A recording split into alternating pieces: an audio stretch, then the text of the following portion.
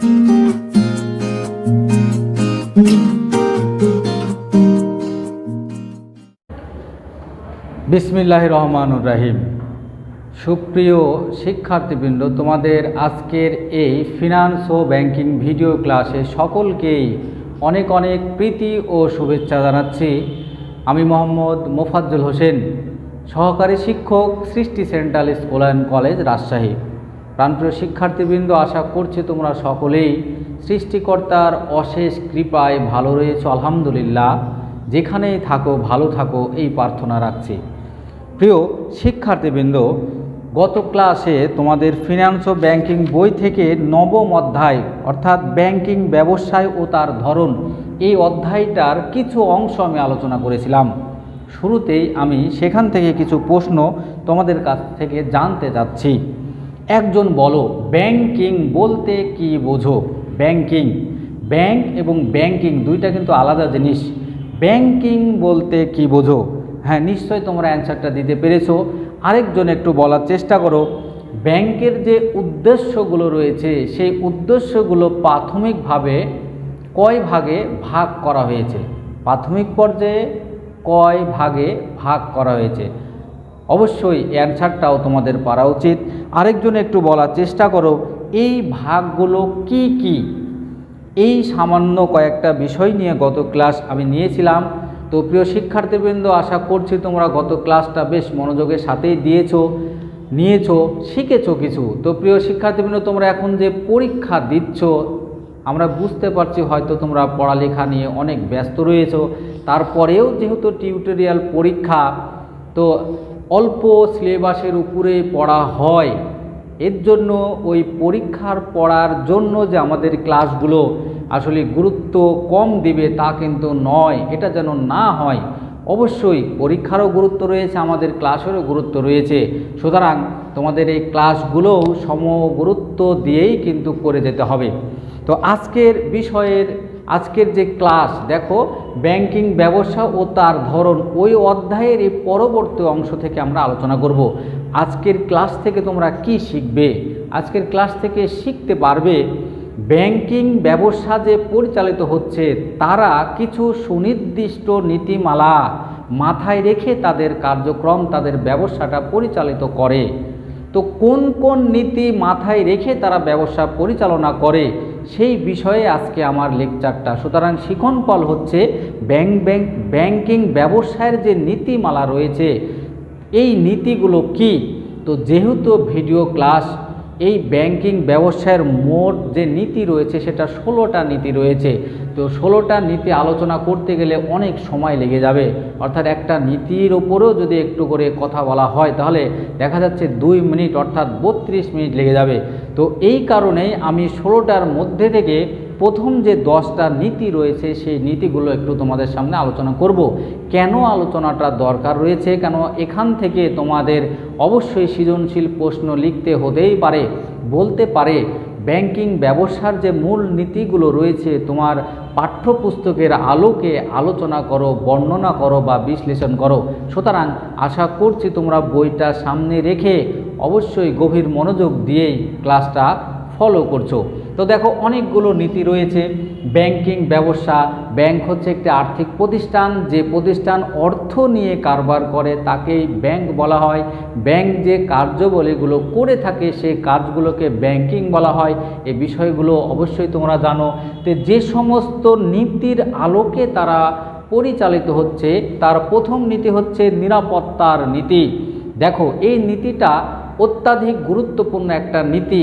আমরা ব্যাংকে এতটাই বিশ্বাস করি যে আমাদের যে মূল্যবান অর্থ সম্পদ রয়েছে, অলংকারাদি রয়েছে, কাগজপত্র রয়েছে, এগুলো আমরা ব্যাংকে জমা রাখি।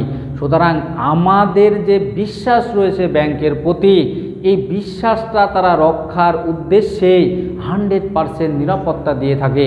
সুতরাং নিরাপত্তা দিবে গ্রাহকের আমানতের, এটাই তাদের অন্যতম মৌলিক নীতি। দেখো, কোনো কারণে যদি তোমার ব্যাংকে রক্ষিত টাকা কোনো কারণে যদি হারিয়ে যায় ব্যাংকের ফল্টে, তাও কিন্তু তোমার টাকা তারা পুজিয়ে দিতে বাধ্য থাকে। সুতরাং 100% নিরাপত্তা তুমি পাবেই। আমি কিন্তু সংক্ষিপ্ত আকারে আলোচনা করার চেষ্টা করছি ভিডিও ক্লাস। অবশ্যই যখন তোমাদের সামনে পাবো তখন এই নীতি নিয়ে আরও অনেক বড় বড় হয়তো কথা বড় আকারে তোমাদের সামনে বলার চেষ্টা করব। তাহলে মুনাফার নীতি দেখো, যেহেতু ব্যাংক একটা ব্যবসা প্রতিষ্ঠান, আর ব্যবসা প্রতিষ্ঠানের মূল উদ্দেশ্যই হচ্ছে মুনাফা অর্জন করা। যারা ব্যাংকিং ব্যবসায়ের সাথে জড়িত তারা জনগণের সেবা করে ঠিকই, কিন্তু তাদের প্রধান উদ্দেশ্যটাই হচ্ছে মুনাফা অর্জন করা। সুতরাং কি করলে ব্যাংকিং ব্যবসায়ের মুনাফা অর্জিত হবে, মুনাফার পরিমাণটা বাড়বে, এটাও তারা একটা নীতির মধ্যে নিয়ে আসে এবং সেই নীতি অনুযায়ী তারা পরিচালিত হচ্ছে বলেই আমাদের দেশসহ বিশ্বের বিভিন্ন দেশে ব্যাংকিং ব্যবসাগুলো বেশ ফলপ্রসূভাবেই পরিচালিত হচ্ছে। সুতরাং নিরাপত্তার সাথে সাথে মুনাফা অর্জন করতে হবে, এরকম একটা নীতি তাদের রয়েছে। তারল্য নীতি, তারল্য নীতি, তরল অর্থ কাকে বলে? যে অর্থটা ব্যবসায়ের দৈনন্দিন চাহিদা মেটানোর জন্য রেখে দেওয়া হয় তাকে বলা হয় তরল অর্থ।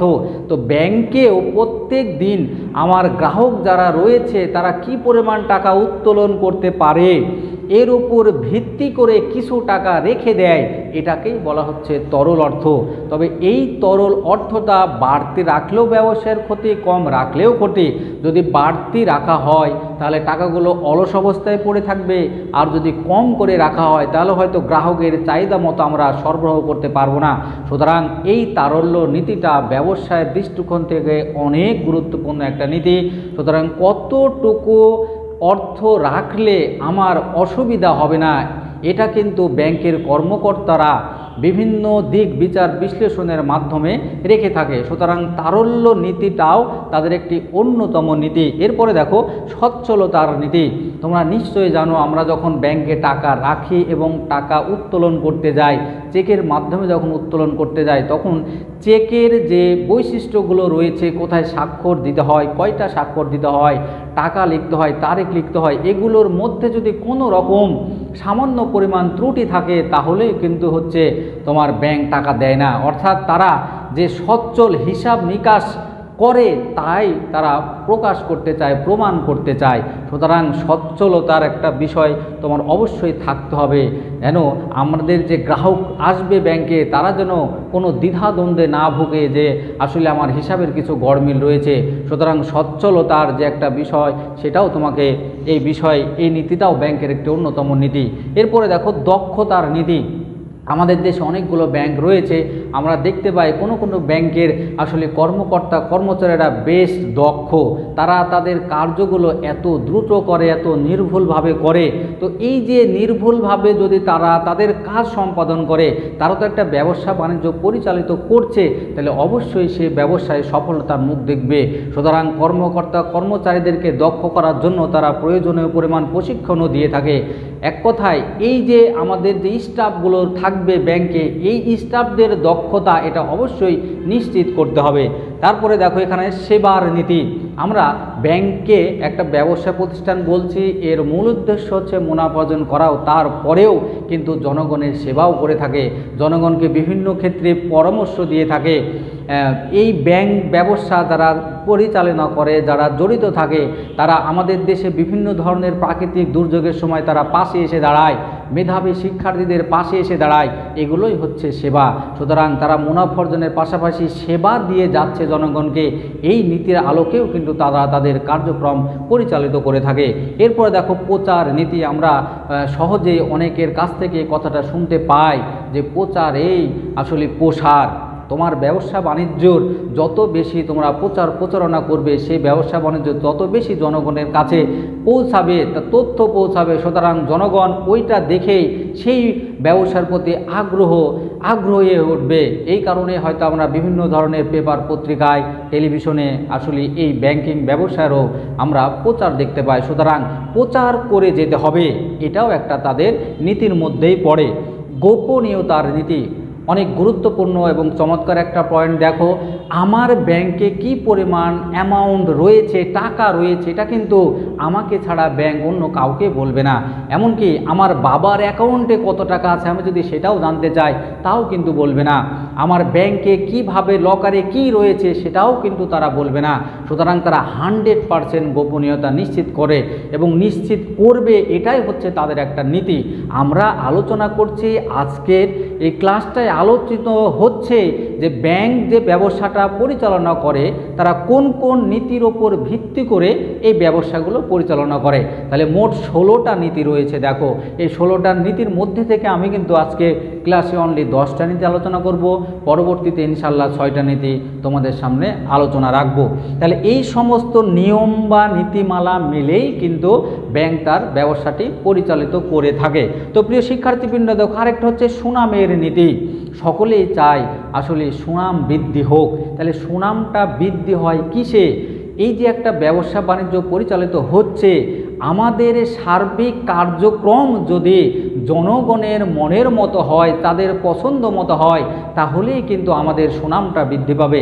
আমরা যে কাজ করি না কেন, আমানত গ্রহণ থেকে শুরু করে ঋণ দান থেকে শুরু করে ঋণ আদায় থেকে শুরু করে সুদ দেয়া সুদ নেয়া এবং গ্রাহকদের সঙ্গে কথাবার্তা বলা, প্রত্যেকটা কাজেই যদি আমাদের সৌন্দর্য বৃদ্ধি পায়, আমরা যদি গ্রাহকের মনের মতো করে তাদের কাজগুলো করে দিতে পারি, তাহলেই কিন্তু আমাদের সুনাম বৃদ্ধি পাবে। সুতরাং যারা ব্যাংকিং ব্যবসার সাথে জড়িত তারা অবশ্যই এটা মাথায় রাখে যে কিভাবে আমাদের সুনামটা বৃদ্ধি করা যায়। অদক্ষ যদি কোনো কর্মকর্তা কর্মচারী থাকে তবে তাদেরকেও কিন্তু প্রশিক্ষণের মাধ্যমে তোমার দক্ষ করে তোলা হচ্ছে। আজকের আরেকটা সর্বশেষ আলোচনা হচ্ছে বিনিয়োগ নীতি। অর্থাৎ প্রত্যেকটা ব্যাংকিং ব্যবসায় তারা চেষ্টা করে কিভাবে আমানতের মাধ্যমে আমরা বিনিয়োগটাকে বাড়াতে পারি। আমানত কাকে বলে? জনগণ আমাদের ব্যাংকে যে পরিমাণ টাকা গচ্ছিত রাখে এগুলোকে আমরা আমানত বলছি। এই আমানতকেই কিন্তু আমরা বিনিয়োগ আকারে বিভিন্ন জনগণের মাঝে আবার ছড়িয়ে দিই, লোন হিসাবে ছড়িয়ে দিই। যে পরিমাণ যত পরিমাণ আমরা বিনিয়োগ করতে পারবো তত পরিমাণ আমাদের ইনকাম হবে, আমাদের দেশের উন্নয়ন হবে।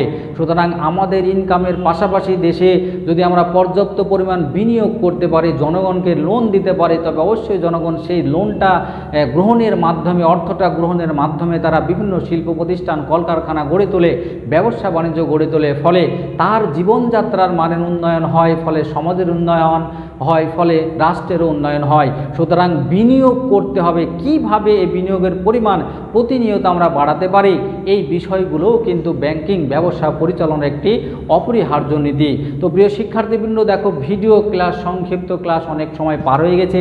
আশা করছি তোমরা এই যে নীতির ওপরে যে ক্লাসগুলো নেওয়া হলো, এই নীতিটা ব্যাংকিং ব্যবসার ক্ষেত্রে যেমন প্রযোজ্য, তোমরা যদি কেউ ভবিষ্যতে বিজনেসম্যান হতে চাও বা তোমার ফ্যামিলিতে যদি কেউ বিজনেসম্যান থাকে, তাহলে এই সমস্ত নীতিগুলো অনুসরণ করে যদি তারা তাদের ব্যবসা বাণিজ্য পরিচালিত করে, তাহলে অবশ্যই ব্যবসায়ে আরও বেশি সফলতার মুখ দেখবে বলে প্রত্যাশা রাখছি। তো প্রিয় শিক্ষার্থীবৃন্দ, যাবার সময় ছোট্ট একটা হোমওয়ার্ক তোমাদেরকে আমি দিতে চাই। দেখো গত ক্লাসের যে উদ্দেশ্য বলেগুলো ছিল, এই উদ্দেশ্যের মধ্যে থেকে যে 3 নম্বর উদ্দেশ্য রয়েছে, ব্যাংক গ্রাহকের প্রেক্ষাপটে ব্যাংকের উদ্দেশ্য বলে, ব্যাংক গ্রাহকের প্রেক্ষাপটে ব্যাংকের উদ্দেশ্য বলে। অর্থাৎ যারা আমরা ব্যাংকে টাকা জমা রাখি আমরাই হচ্ছে গ্রাহক। এদের প্রেক্ষাপটে এদেরকে মাথায় রেখে ব্যাংক কী কাজ করে থাকে, তাদের উদ্দেশ্যটা কি, এই বিষয়টা তোমরা অবশ্যই হোমওয়ার্ক করে দেখাবে। আজকে আর নয়, যেখানেই থাকো আল্লাহ যেন তোমাদের ভালো রাখে, আল্লাহ যেন প্রতিটি পদক্ষেপে তোমাদের সফলতা এনে দেয়। যারা পড়ালেখা করো না তাদের জন্য মনোযোগটা আরও আল্লাহ বাড়িয়ে দেয়। যারা অসুস্থ রয়েছে আল্লাহ যেন সবাইকে সুস্থতা দান করে। তোমরা সকলেই জীবনে প্রতিষ্ঠিত হও, এই প্রত্যাশায় আজকে এখানে বিদায় নিচ্ছি। আবারও দেখা হবে। আল্লাহ হাফেজ।